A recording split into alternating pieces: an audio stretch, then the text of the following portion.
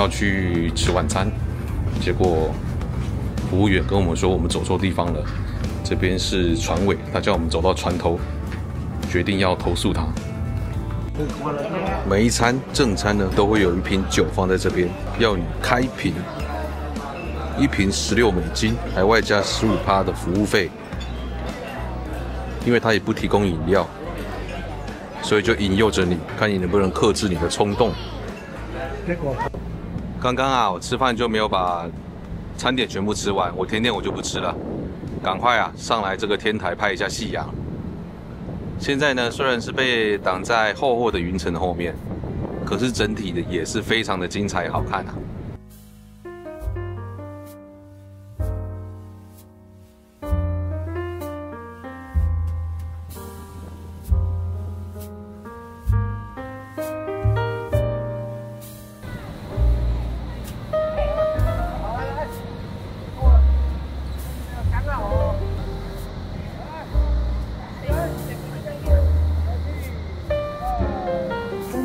这边有一个看牌跟你说，这边就是船上的慢跑道。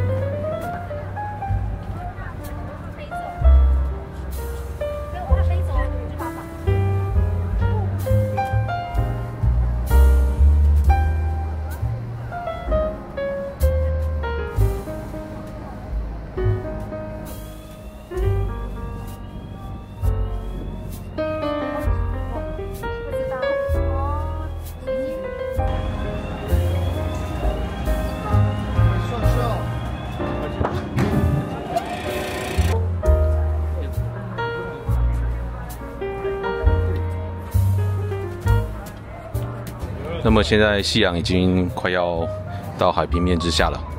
那刚刚拍了许多的画面跟影片，然后也看一下冲绳这个市容。船只呢准备要启动了，等一下就要离开冲绳了。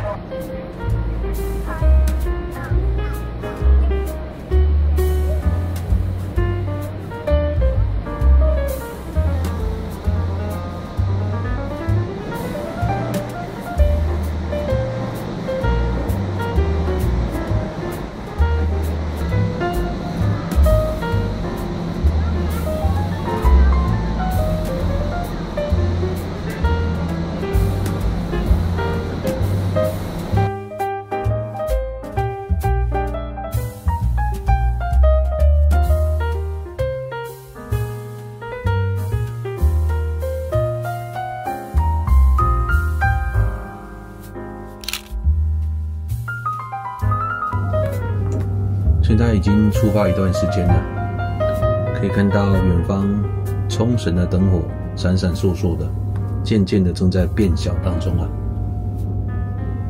那船上呢还有一些秀正在表演，然后晚上还有一个 party， 不知道会不会参加啊，因为有一点累。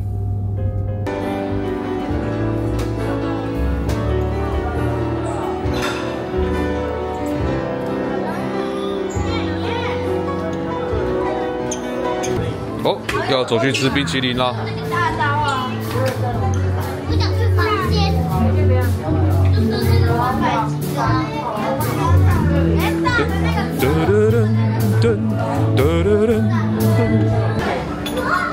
Party nice。你要哪一个？海象果。这是一球椰子，上面的感觉是奶油啊。然后下面的才是冰淇淋，饼干应该也是预设用比较好的。刚刚忘了跟他说，不要特别用比较好的饼干，那也不要加奶油，这好像是预设会加一些价格上去，如果没有特别指明的话。对，网络上是这么分享的。不过无所谓啦，蛮好吃的。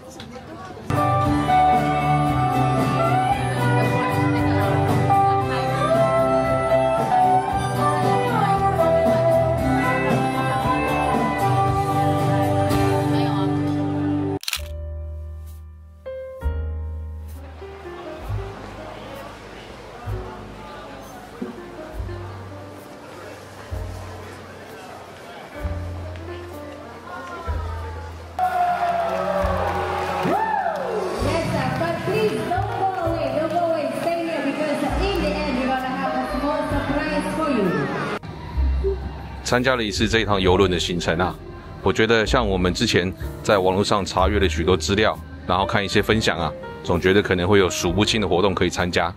但是呢，虽然活动是真的不少，但你也不一定会有全程都很有兴致，因为它有一些属性是重复的，甚至呢，你可能每天会有一些路上的行程，不管是有没有随船的公司参加，或者是你参加路上的旅行社啊，总之你傍晚回来之后，其实会有点累。那你休息一下，不一定会有体力参与，比如说晚间10点的、9点半之类的这个行程，那扣一扣或许就没有剩那么多了。刚刚这个白色之夜啊，举办的场地因为人潮过于拥挤啊，其实空气不太好，而且还蛮热的。我们呢就上天台这边来走一走，这边确实凉多了。再换一个方面来说啊，在这个邮轮的行程上呢，你也可以多少训练一下戒断这个滑手机、网络成瘾的一个状态，因为这边真的是没有讯号，所以你可能被迫你得静静的看书，或者是你要睡觉，或者是你要参与船上给你安排的一些 party 啊，或者是活动，这也是一个好处啦。那在船上这边沟通呢，虽然我们看到许许多多都是有一点像是东南亚籍的面孔，或者是西方人的这个脸孔啊，但其实也有不少中国籍的员工。所以呢，你是可以用中文跟他们讨论事情，或者是订计划的。值不值得参加这样子的行程呢？那我想，如果在这个之前啊，没有参加过这么大型的邮轮的这种出国的活动，我觉得都是非常值得试过一次啊。因为不论它里面的优缺点，不论它的好坏啊，至少有很大的一部分都在尝鲜，都在体验，因为之前都没有过的经验，其实这个都会觉得还蛮新鲜的。再来一个比较独特的经验，就是这个比较看你的房间分配到的是哪一个区域啊？因为像我们这次住的是在2楼的这个海景房，那我们的那一间呢就有一些异味，虽然说它是禁烟房，但是呢我们还是可以闻到那种淡淡的烟味的感觉。那这个不知道是因为年代比较久远还是怎么样，这个不清楚。另外啊，就是我们的房间呢，时不时会传来那种类似引擎的嗡嗡声。虽然并不会干扰我的睡眠，但是我猜是有人会介意就是。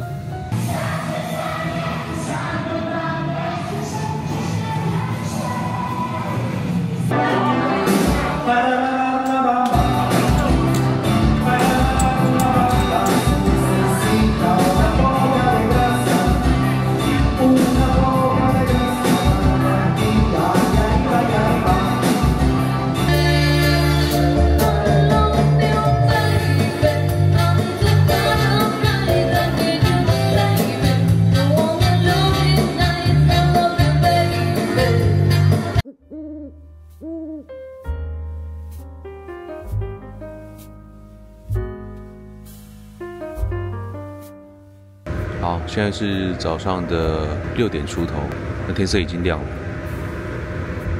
我现在就走到11楼的甲板台，这边已经聚集了还不少人，在这边想要拍日出。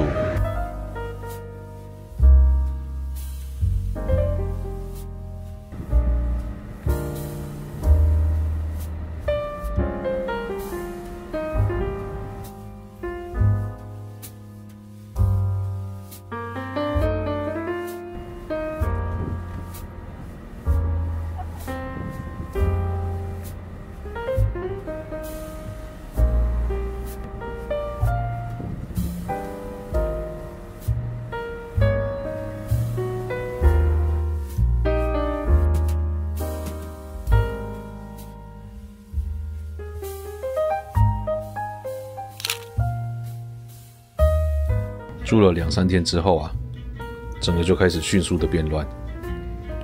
那现在是回国的前一天，所以我们等一下就要开始做一些整理啊。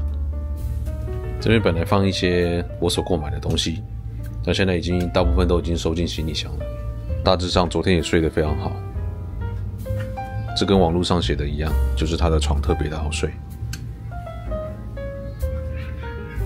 然后这边有3张床，这是在公共空间也可以看到的视觉插画。比较特别的是靠近一看啊，有手绘的痕迹，给自己留念一下。往后呢，再回味也会更鲜明、更有感觉。啊，这是第2颗水蜜桃，这么大颗，好嗑，而且又便宜，这么大一颗才120台币啊！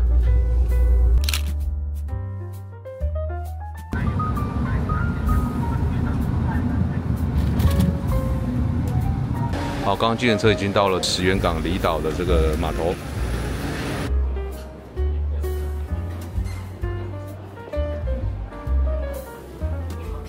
这里面空间非常的宽敞，而且冷气也很强冷。在这种天气之下，我想应该游客都待在这个里面吧。那我们等一下搭船的时间是下午的1点，还有1个多小时啊，我们提早非常多，可能就在这个附近先晃晃。或许先找个东西吃。这边的资讯看板有一些贩售的商店，这是往另外一边看过去的样子，很狭长的一个空间，有一些西方的游客。那这边可以购买一些票券跟预约行程。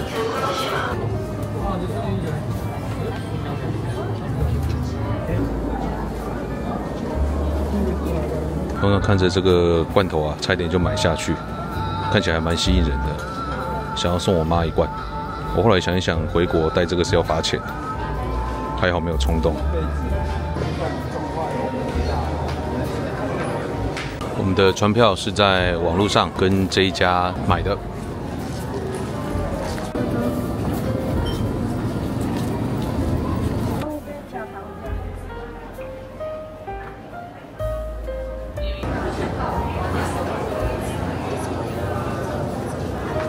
好，那我们要登船啦。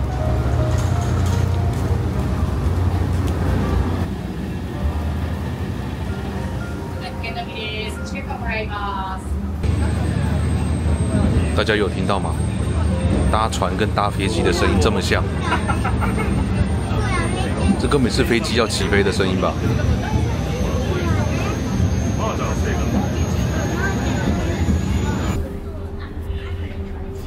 这个船班听说只开10分钟就会到主妇岛了。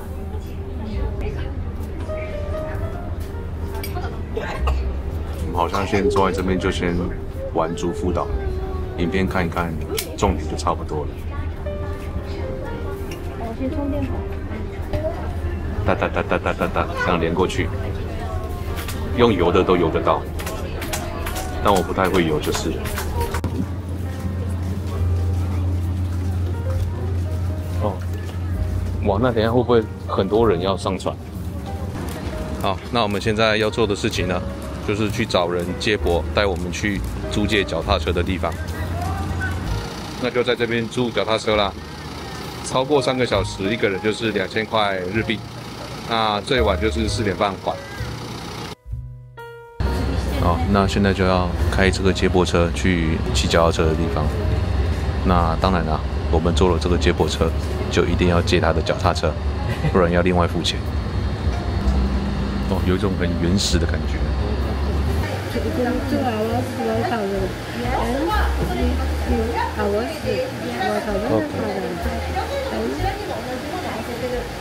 那我们刚刚已经交涉好了，那就过来选脚踏车。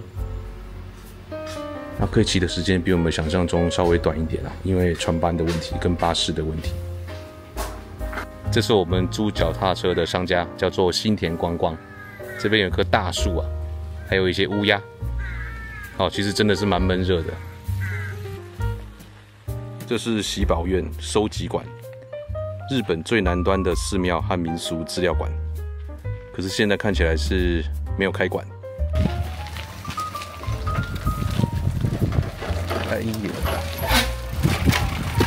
哎呀，不是很好骑啊，有些上上下下，然后路面不是很工整。哎呀，好狼狈。哎，真的是很原始哎，都是小路而已。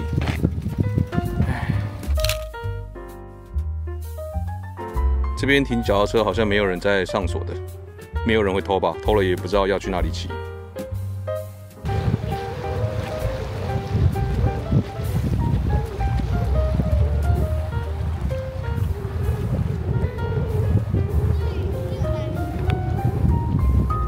加多啊，从西站桥走回来，停脚踏车的地方，真的是枝叶很扶疏啊。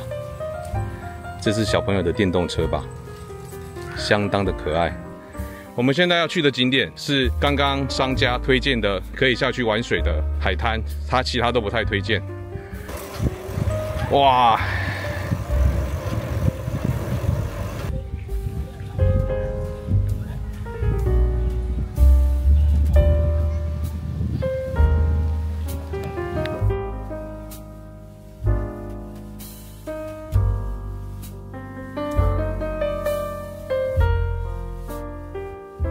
前面看到的就是淋浴间吧，应该是冲澡的，好像间数不是太多，所以一些人在排队，在外面等待。然后不能使用一些沐浴乳啊、洗发精，可能是因为环境保护的问题。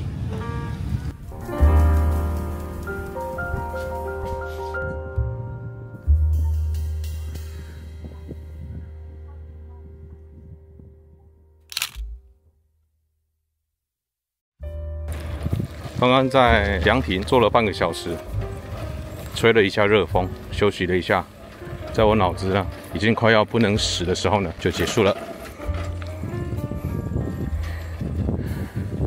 那现在是要去有新沙的地方。今天啊，其实只是来这个岛上走马看花一下，因为时间非常的少。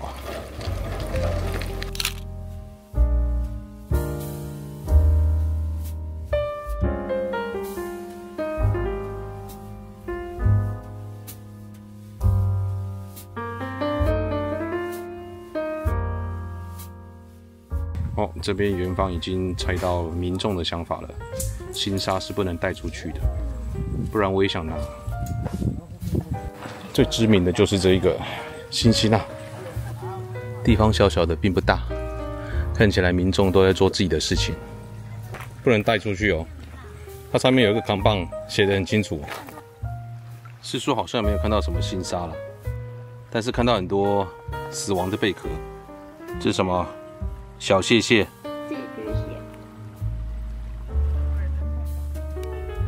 这是他兄弟耶，这是另外一只。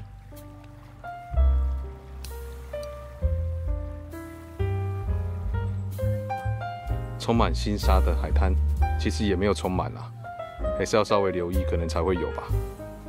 啊，手机架在这边就可以自拍啦。自拍什么嘞？最知名的新沙滨。主妇岛的这颗黄色星星啊，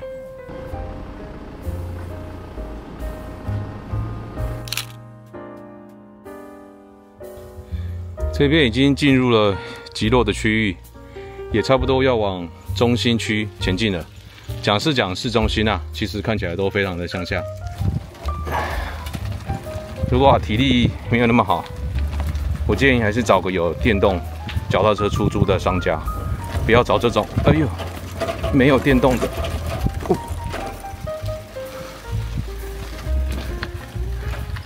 这如果是个凉爽的清晨啊，绝对是非常舒服的。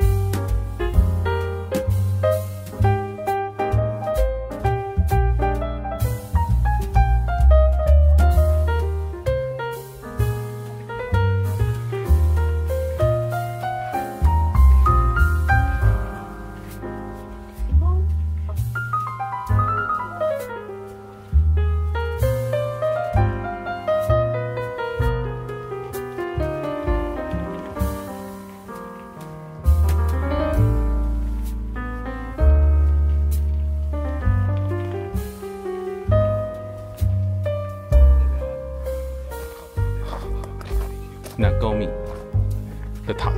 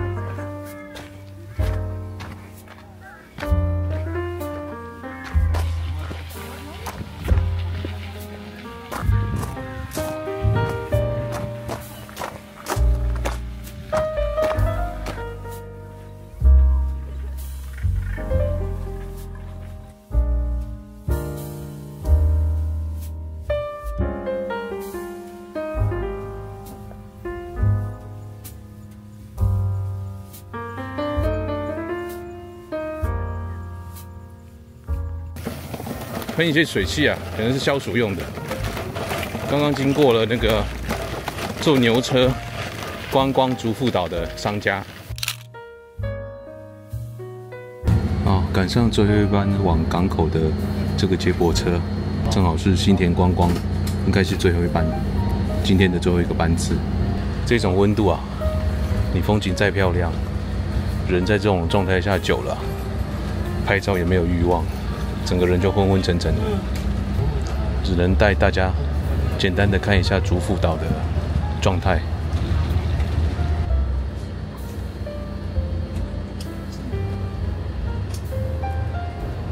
其实我是比较推荐季节比较凉爽的时候过来这边住个1个晚上，才可以静下心来好好去了解各式各样的风貌跟历史。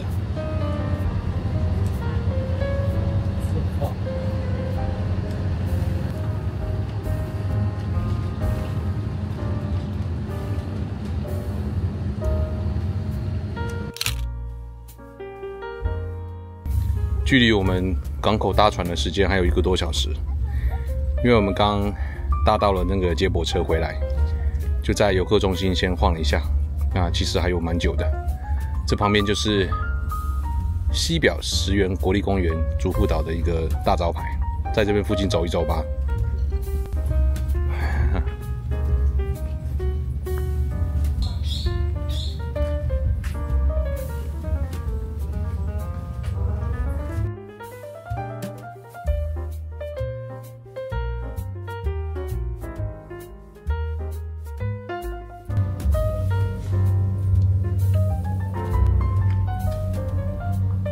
这个还不错，其实都不错了，都很可爱。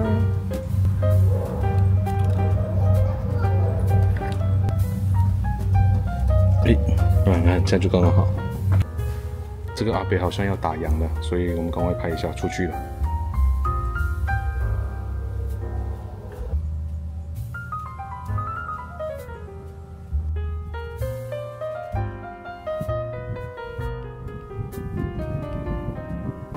这边是游客中心的资讯看板，教你怎么讲竹富岛的方言。好，打开。是这样子，然后还配上精美的插画，蛮好看的。再翻一张，哇，这么开心！再翻一张，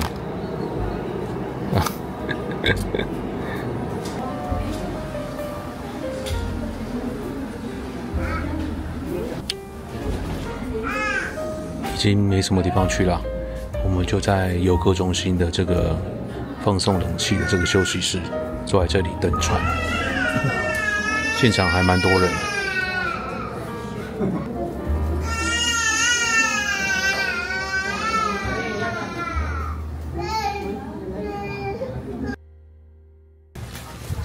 距离船只到达前10分钟，广播就响起来了。那我们就要到这个码头这边 stand by。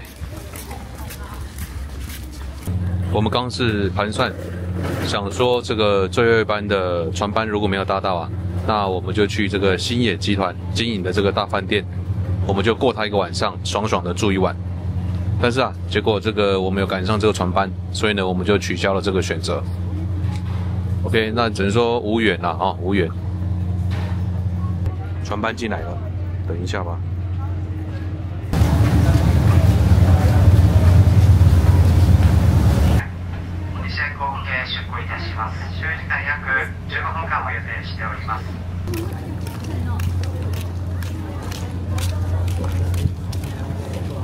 到这边想要再吃一次 Blue Seal 的冰淇淋，但是呢已经打烊了，很多店都蛮早打烊的，现在也是6点出头了。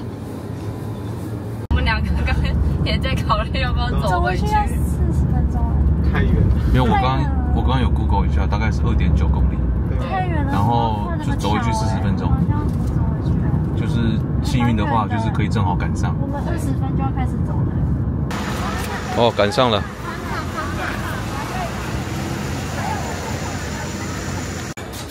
好，要上船了。刚刚护照影本已经被收走了。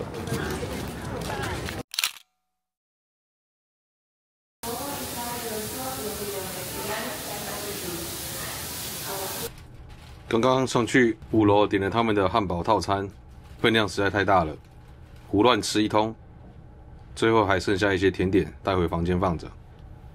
那现在听到船只好像引擎已经开始发动了，但是还没离港。最后再看一眼石垣港。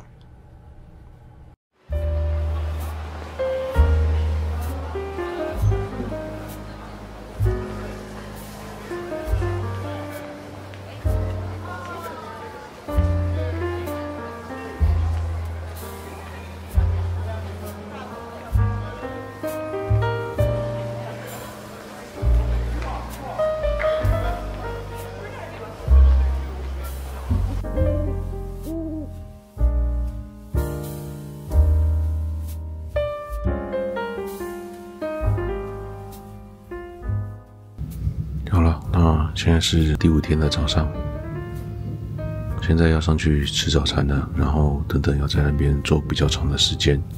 现在大概是早上7点出头的时间啊，那用餐的地方人已经非常的多，这个是因为早上7点半之前呢，所有人就要出房间，不能留行李的。在要下船之前呢，其实还有2-3个小时，所以大家就想说要找个地方先坐着。那自然而然就会出现许多人。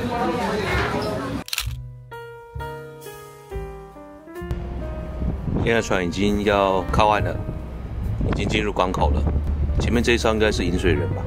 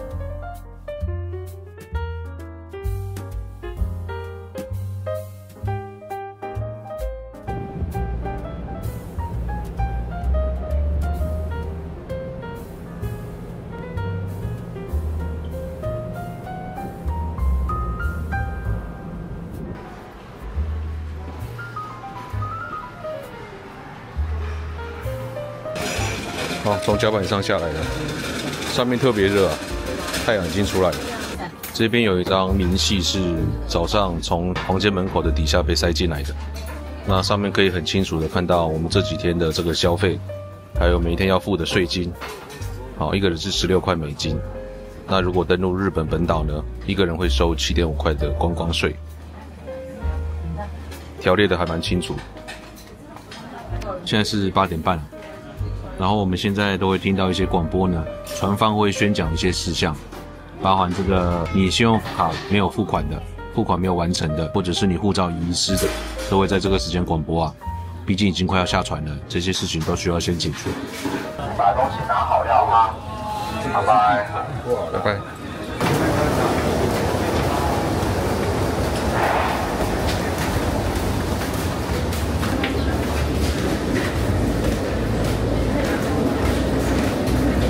这边是领行李的地方，感觉还蛮拥挤的，而且通道比较窄，所以大家都堵在这里。